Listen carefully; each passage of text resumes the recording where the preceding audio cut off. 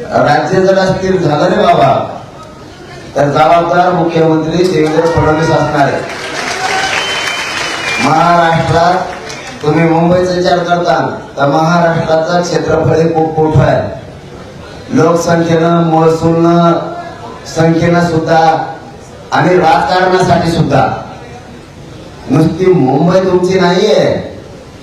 तुमच्या मुंबईनं तुम्हाला मुख्यमंत्री केलं तर माझ्या महाराष्ट्राने केलंय.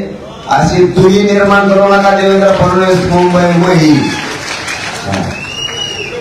देवेंद्र फडणवीस वाटतं मी काय गावाडे आहे पण जेव्हा सगळं बुज बसल ना देवेंद्र फडणवीस वाटणार आहे हे गावडं विचित्र आहे. हे कोणतं सोपं आहे. आणखी लई काही काही बिचाऱ्यांना नाही येत आहे तिथे.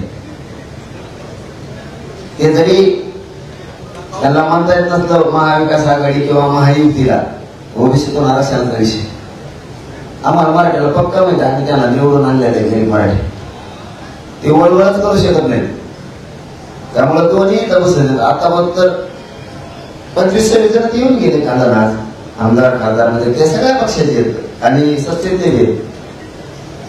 त्याचं टेन्शन नाहीये मला.